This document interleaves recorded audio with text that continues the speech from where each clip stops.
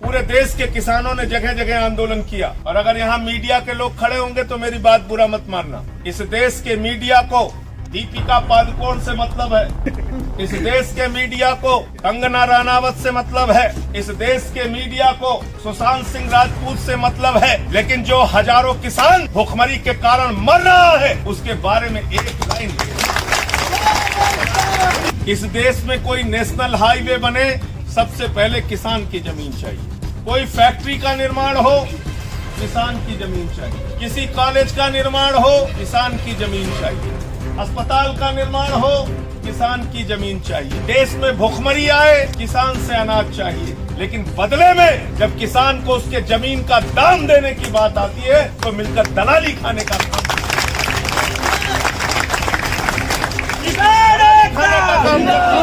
और इस दलाली को खाने में कौन कौन से लोग शामिल हैं? वो पूंजीपति जो आपका जमीन लेता है। इस बिल में मोदी जी ने ऐसा फार्मूला दे दिया है कि दलाल खत्म हो जाएंगे।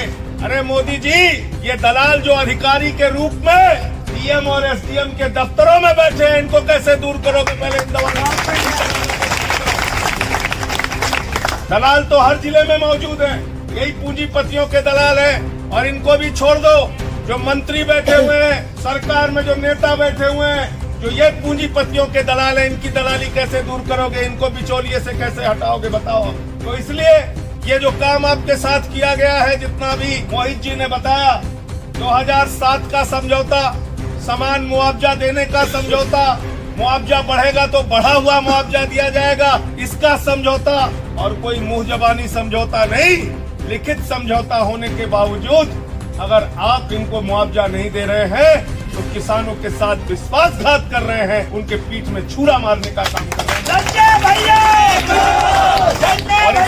हैं। इसलिए किसान भाइयों, साथियों और दोस्तों, इस आंदोलन को छोटा मत होने देना। इस आंदोलन की गति को हर दिन बढ़ाने का काम कीजिए। हम लोग आपके साथ खड़े हैं। देश के प्रधानमंत्री को भी मैं इस मामले में पत्र लिखूंगा, प्रदेश के मुख्यमंत्री को भी लिखूंगा और देश के कृषि मंत्री को भी लिखूंगा। आपके डीएम से भी पूछूंगा कि अगर तुमने लिख कर दिया है तो मुआवजा क्यों नहीं दिया जा रहा है। लेकिन इसके साथ साथ याद कर लेना, ये इतने बेशर्म है। आजकल एक कहावत है कि बच्चे भी अगर नहीं रोते तो माँ दूध नहीं पिलाती। आपको जोर जोर से आवाज लगाने के लिए तैयार रहना पड़ेगा। इतनी जोर से आवाज लगाओ मिलकर कि ये गूंगे बहरे लोग जो बैठे हैं वो आपकी आवाज को सुन सके। और पूरे देश के किसानों ने जगह जगह आंदोलन किया और अगर यहाँ मीडिया के लोग खड़े होंगे तो मेरी बात बुरा मत मानना। इस देश के मीडिया को दीपिका पादुकोण से मतलब है, इस देश के मीडिया को कंगना रनावत से मतलब है, इस देश के मीडिया को सुशांत सिंह राजपूत से मतलब है, लेकिन जो हजारों किसान भूखमरी के कारण मर रहा है उसके बारे में एक लाइन।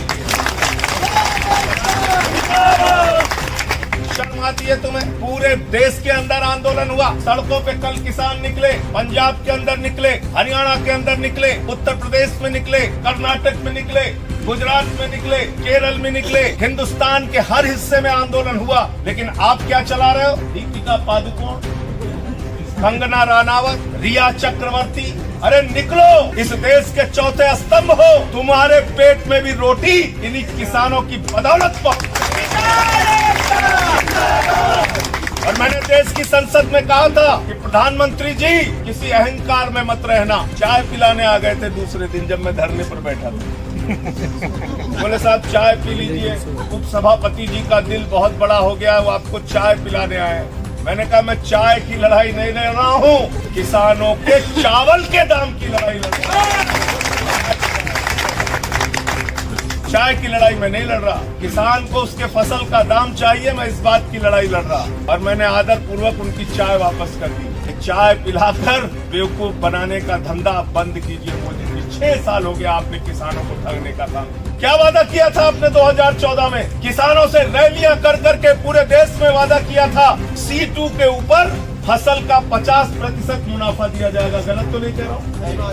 C2 यानी फसल की लागत मूल्य के ऊपर 50% मुनाफा दिया जाएगा। यही तो स्वामीनाथन आयोग की रिपोर्ट है। गलत तो नहीं कह रहा हूँ? आज तक मिली क्या आपको स्वामीनाथन आयोग की रिपोर्ट? मिल गया क्या फसल के ऊपर 50% दाम?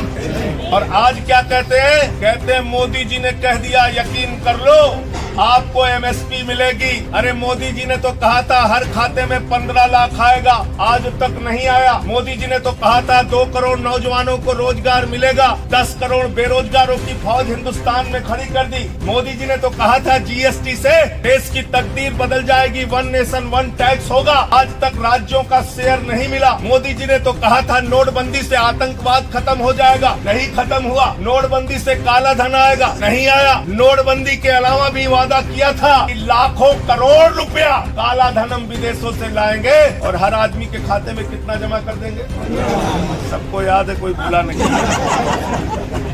कुछ मिला क्या? तो अब अगर मोदी जी कह रहे हैं कि एमएसपी देंगे तो एमएसपी मिलेगी क्या?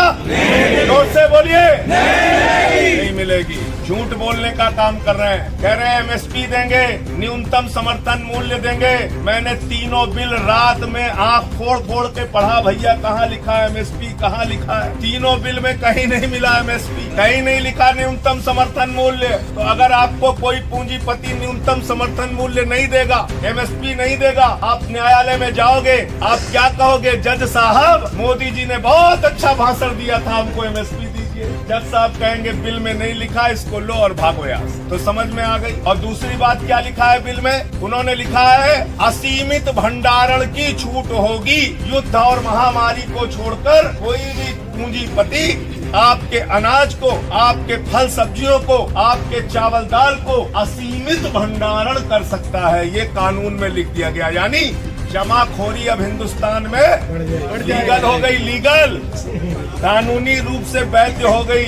जमाखोरी इस देश के अंदर कानूनी रूप से वैध हो गई। अब कोई भी असीमित भंडारण कर सकता है। दूसरा क्या लिखा? दाम पर कोई कंट्रोल नहीं। अगर कम दाम दे देंगे तो आप लड़ नहीं सकते, ज्यादा दाम में देंगे तो भी आप नहीं लड़ सकते। यानी 20 रुपए किलो में चावल खरीदा जाएगा, अडानी अंबानी बड़े बड़े पूंजीपति उसको अपने स्टोर में रखेंगे और जब बाजार में चावल की, दाल की, गेहूं की कमी हो जाएगी तो वही चावल और दाल, गेहूं आपको 50 रुपए और 100 रुपए किलो में बेचा जाएगा। कालाबाजारी और महंगाई तीनों को बढ़ावा देने वाला ये बिल है। आज इस बिल की हकीकत जिसको समझ में नहीं आ रही है, याद रखना आने वाले दिनों में हिंदुस्तान के लोग खून के आंसू रोएंगे। इसलिए साथियों और दोस्तों, इस बिल का विरोध मैंने संसद में भी किया और सड़क पर भी कर रहा हूँ, आगे भी करूंगा। साथ और सहयोग चाहिए, हम लोग मिलकर इस। और एक बात और हाथ जोड़कर कहूंगा, चौधरी साहब कहते थे देश की तरक्की का रास्ता खेतों और खलिहानों से होके जाता है। और हिंदुस्तान में बड़े नेता हुए, देश के पूर्व प्रधानमंत्री स्वर्गीय चौधरी चरण सिंह जी और देश के पूर्व उप प्रधानमंत्री देश के चौधरी स्वर्गीय चौधरी देवीलाल, ये दोनों किसानों के बड़े नेता हुए, बड़े नेता हुए। जिंदगी भर किसानों की लड़ाई लड़ी, किसानों की चिंता। लेकिन उनके साथ जब वोट देने के लिए किसान जाता था तो वह नहीं देखता था कि हम जाट हैं, कि गुर्जर हैं, कि ठाकुर हैं, कि यादव हैं, कि ब्राह्मण हैं, कि दलित हैं, कि सवर्ण हैं। लेकिन दुर्भाग्य से इस भारतीय जनता पार्टी की सरकार ने हिंदू और मुसलमान में किसानों को बांट दिया, जातियों में किसानों को बांट दिया। किसान भाइयों, आपकी एक जाति है, किसान जाति, और इस